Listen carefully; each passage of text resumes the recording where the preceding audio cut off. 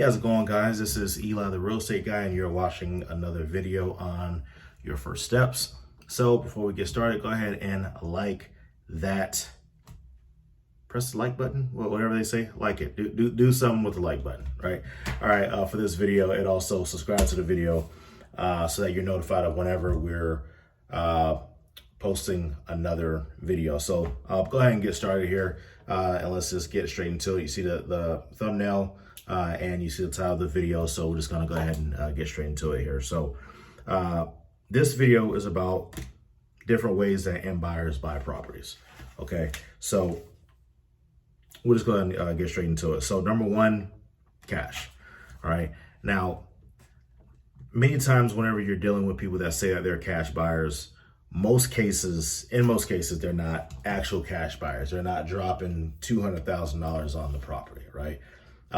What they're doing is they're usually using another method. But there are some people, and I've dealt with some of these investors who actually have the cash to buy out the property, do the renovations all cash, and then list it, sell it, and they get higher returns because they're using all their money. They're not leveraging anything.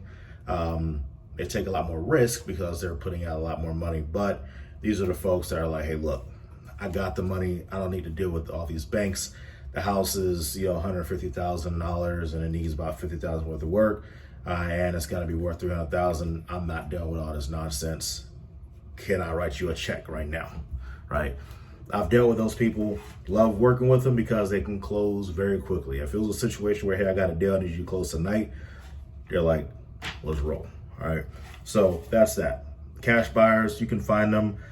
They are less than these other investors, and there's times to where an investor may actually have the cash, but they would rather leverage and use other items, such as our second one, hard money lender.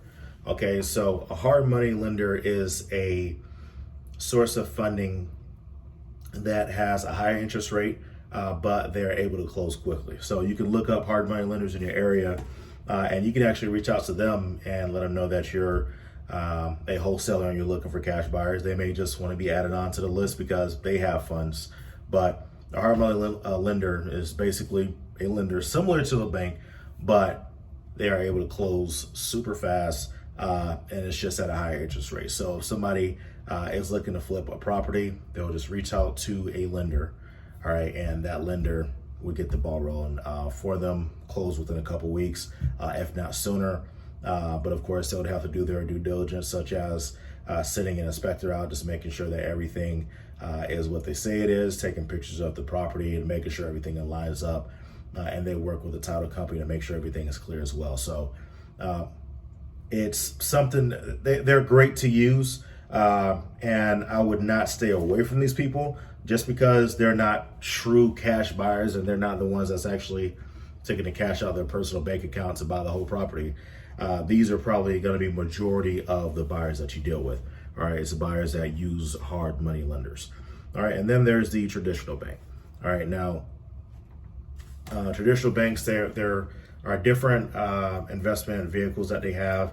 They can have a personal line of credit that they'll be able to pull from, or they may be able to use a mortgage to actually buy the property. Most likely it'll be a conventional loan since it's a investment property. Personally, I do not deal with these people. All right, they will take way too long to close, and just traditional banks are just not the move for a wholesaler dealing with an end buyer. Now, if you are an investor, you may use these traditional banks all the time and it's worked out great for you. But as a wholesaler, when it comes down to like, hey, I have a property, I need to close in a week and a half, I stay away from these people because it just takes too long to close. Whereas the cash, which is ready immediately, and the hard money lender, they can probably take about a week, maybe a couple weeks. In my experience, it's usually about 2 to 3 weeks is how long that whole process takes. But I believe it mainly has taken that amount of time because I expressed to them, hey, closing is on this date. So they somewhat push it to that date. We actually purchased the property and we let them know that closing was 30 days away. And when we checked on them in a couple weeks, they're like, oh wait, closing was in another couple weeks, right? Okay, yeah, so we got time. So to me, that just lets me know that they could do it sooner, but they're just like, hey, if you say we got to close in 30 days, we'll be ready by day 27, 28, and we'll let you know if anything comes up. So that's what I have for you here. Again, just running through them. These are the end buyers that you'll deal with whenever you're wholesaling properties. It'll be the cash buyer who has actual cash. You'll have the person that's using hard money, which is basically a lender that charges higher interest rates, but the benefit of using them is their speed. All right. And also you'll have that traditional bank that basically they'll use lines of credit or they'll get a loan. And whenever you're dealing with underwriting with these traditional banks, they just take such a long time. By the time they're ready to go, the property would have sold 10 times by now. You know what I'm saying? So I, again, would stay away from folks that are talking about using traditional banks unless there's some type of proof or something saying that they can close quickly. But the situation with this, though, and I want y'all to understand this, and this is big. Whenever you're assigning a contract over, especially if you purchase the ebook and you get that assignable contract that comes free with the book, all right, what you'll see is on there, if they are not able to get their stuff together by a certain period of time, all right, then that deposit that they give you is not refundable. All right, so regardless of if it's the next day or whatever it is, if they give you that non-refundable 5 or 10,000 or whatever you establish it to be, and for whatever reason they can't close in time, that's not your problem, right? And I would set the date to where if you have 30 days to close, I'll let them know, hey, you got 12 to 15 days to close.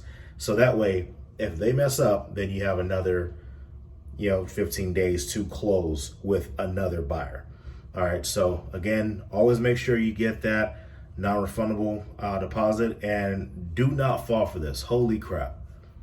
Please don't fall for this. Okay, I've had situations, and again, I go through these situations so that you don't have to. Okay, I dealt with an investor. Was about to buy several properties from me. Like it was crazy. It was a portfolio. Didn't go. It was a portfolio that they listed with agents. It didn't work out well. They saw one of my banner signs, called me, and it was about to be a beautiful payday. Okay. Now with this investor, it was about maybe 5 or 6 properties that we're all going to be doing on a separate contract. And he was like, well, instead of me giving you $5,000 per property, can I just give you $500 per property? Because I'm going to close anyway. And it's the same thing. And my whole thought process was, you know what? It doesn't change the amount of money that I'm going to make at the end. So why not? Just go ahead and put $500 on there per property. Who cares? All right. And as I did that, yeah, he didn't close. So because he didn't close, instead of getting $5,000 per property, I got like $500 per property or whatever it was. I was pissed. But those were some of my first checks. So those are great lessons that I learned with those. But man, I was hurt. And I was thinking to myself, like, man, if he spent $5,000 on each property, he would have to buy them.